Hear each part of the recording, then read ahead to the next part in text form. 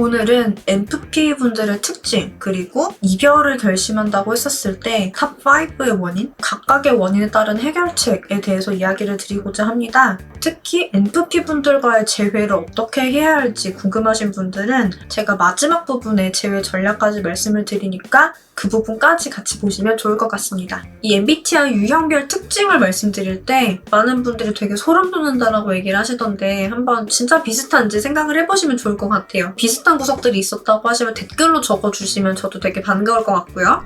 우선 NFP 분들의 간단한 특징들 먼저 좀 짚어드릴게요. 이분들 같은 경우는 전체 인구의 7%를 차지를 한다고 합니다. 재기발랄한 활동가형, 사회철학자 유형으로 유명하게 알려져 있고요. 굉장히 열정적이고 창의적인 분들이에요. 유명인으로는 로버트 다우니 주니어와 로빈 윌리엄스가 있습니다. 제가 지난번에 ESTJ 유형 같은 경우는 좀 어떤 특징이 있는지를 S랑 J가 들어가신 분들은 굉장히 보수적이다라는 부분으로 알려드렸었어요. 결혼을 굉장히 중시한다고. 지금 이제 NFP 분들 같은 경우는 N이랑 F가 들어가잖아요. 이 N과 F 두 글자가 같이 들어가 있는 그런 유형분들 같은 경우에는 좀 애착 유형상 불안형 기질이 좀 많은 분들이라고 볼 수가 있어요. 100% 불안형이라는 건 아니에요. 왜냐하면 불안형 기질은 공포회피형 분들한테도 나타날 수가 있어요. 그래서 100% NF가 있다고 해서 불안형이라고 볼 순 없지만 어쨌거나 불안형적인 기질이 있는 분들이다 라고 알려드려야 될 것 같은데, 자 선생님 그러면 불안형은 뭔가요? 라고 하실 수 있어요. 불안형은 간단히 말씀드리자고 하면은 굉장히 좀 로맨틱한 분들이에요. 예를 들어서 슬픈 영화를 보면 눈물을 흘리시는 분들, 로맨틱한 이벤트를 보면 그거를 상대에게 해주고 싶어 하거나 본인도 받고 싶어 하는 분들, 그리고 연애를 할 때 모든 걸 상대랑 함께 하고 싶어 하는 분들, 특히나 확신이 되게 중요하기 때문에 연락도 되게 중요하게 생각하고요. 연락을 거의 애정의 척도로 생각을 하는 편이죠. 이런 분들을 불안형이라고 보시면 될 것 같습니다. 그리고 좀 감정적인 분들이라고 볼 수 있어요. 우선 NFP니까 F가 들어가잖아요. F라는 것 자체가 감정형이라는 뜻이긴 한데 불안형 분들 같은 경우도 굉장히 좀 감정이 우선하시는 분들이기는 해요. 그만큼 상대분의 감정도 많이 생각을 해주기 때문에 배려도 되게 잘해주고 다정하지만 한편으로 상대분도 나한테 그렇게 해주기를 많이 바라시는 분들이고요. 우선은 NFP 분들의 가장 큰 특징은 호기심이 되게 많은 분들이라는 거일 것 같아요.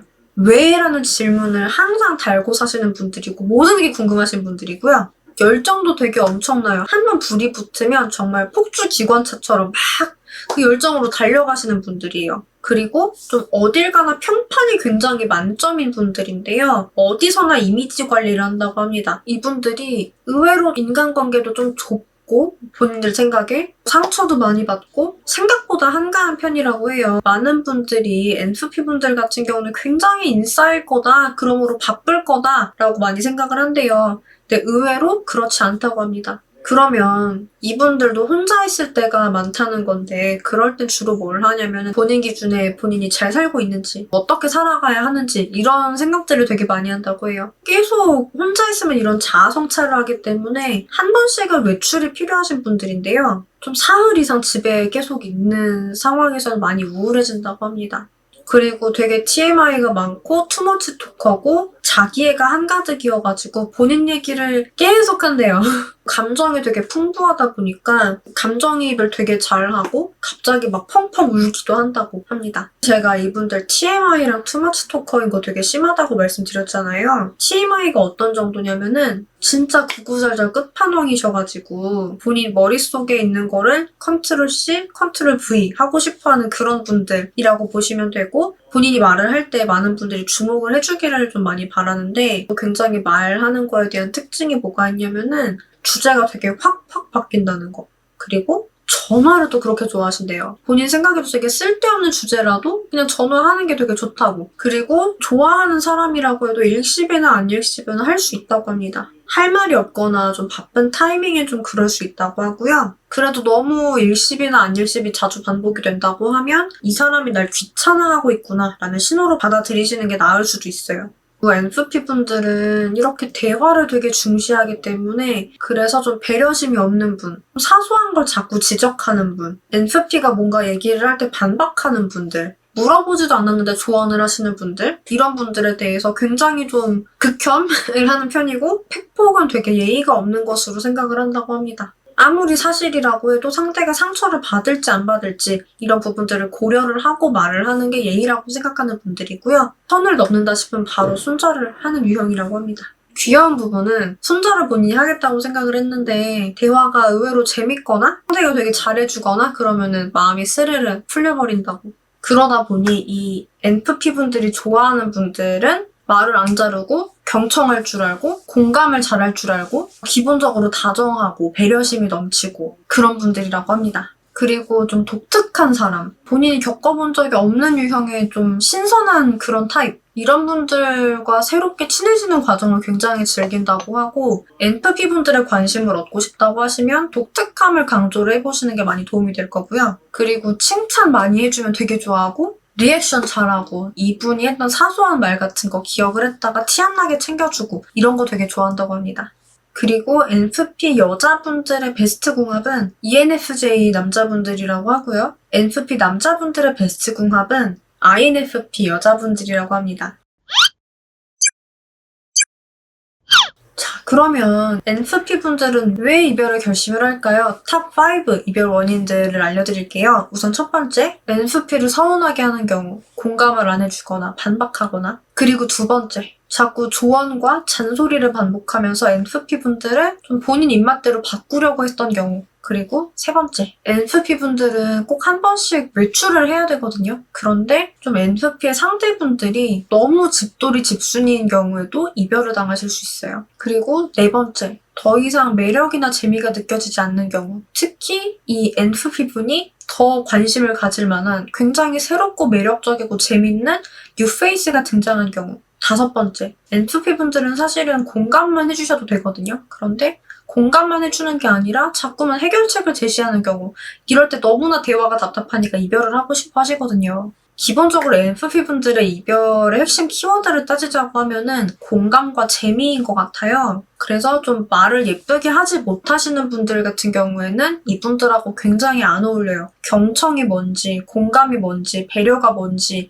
이런 거에 대해서 감이 없으시고 평소에 넌 좀 말을 예쁘게 했으면 좋겠다라는 말을 들으시는 분들 같은 경우는 NFP분들하고 관계가 오래가기가 되게 힘드세요. 그렇기 때문에 그거부터 고치셔야 돼요. 말을 세상 예쁘게 하시는 분으로 바뀌셔야 되고, 그리고 두 번째, NFP분들 같은 경우 호기심이 굉장히 많고 특히 새로운 사람과 알아가는 과정에 굉장히 흥미를 느끼는 분들이기 때문에 팔색조 같은 매력이 있어야 돼요. 그런데 너무 한 가지 모습만 보여줬다든지 혹은 NFP분들이 봤을 때 뻔한 사람으로 보이는 경우 알아가는 재미가 어느 순간 중단되잖아요. 만약에 본인 정말 말을 예쁘게 못하시는 분이라고 하시면은 너를 배우시는 게 맞기는 하거든요. 왜냐하면 여러분이 말을 예쁘게 못하다가 갑자기 바뀔 수가 없어요. 그런데 너는 진짜 배려심이 상위 1% 이상인 분들의 화법을 가지고 온 거거든요. 그러다 보니까 아무리 단호하게 이별을 해도 너를 가지고 재미가 되는 경우가 되게 많아요. 그래서 일단은 특히 말을 예쁘게 못해서 헤어지신 분들이라고 하시면은 경청을 정확히 어떻게 해야 하는지라는 부분들, 특히 NFP분들은 굉장히 마음이 여리잖아요. 섬세하고 그래서 대화를 더 중시하고 본인이 여리기 때문에 다른 사람에 대한 배려심도 그만큼 발달을 하신 분들이어가지고 이분들이 원하는 수준의 배려심을 보여주지 못할 경우에는 되게 실망을 많이 하거든요. 그런데 재회를 하려면 이걸 빠르게 바꿔야 된단 말이죠. 정말 다행히도 너라는 게 공감 능력이 전혀 없으신 분들도 되게 배려심이 세상 뛰어난 분들처럼 보일 수 있도록 하는 화법이에요. 물론 중요한 거는 여러분들이 이 사람이 NFP다라는 것만 보시면 안 되고 이분이 어떤 사람인지에 대해서 명확히 아시고 맞춰가지고 너를 쓰긴 하셔야 되거든요. 그 부분에 있어서 이분이 여러분들이랑 어떤 식으로 사고 패턴이 다른 사람인지, 그래서 여태까지 연애를 어떻게 느껴왔을지라는 부분들을 차분히 정리를 해보셔야 된다는 거예요. 그러면 내가 보이지 않았던 부분들이 보일 수도 있어요. 너무나 안 보이시면 사실은 찾아오시는 게 맞기는 하고요. 도움을 드릴 수 있다는 걸 알려드리려고 영상을 찍는 거니까. 한편으로 그런 이유로 이별을 했다고 하면 이분이 상처받은 거잖아요. 상처받은 사람들한테 미안해 내가 잘못했어 라는 말은 되게 책임감 없고 눈치가 없게 들리긴 하거든요. 그럼 거절이 이렇게 나와요. 네가 미안할 게 뭐가 있어. 그냥 우리가 안 맞았던 건데. 그냥 너는 너한테 맞는 사람 만나고 나는 나한테 맞는 사람 만나야 될 것 같아. 사람은 안 변하는 거잖아. 나도 너한테 기대가 없고 네가 나 때문에 변하는 것도 싫어.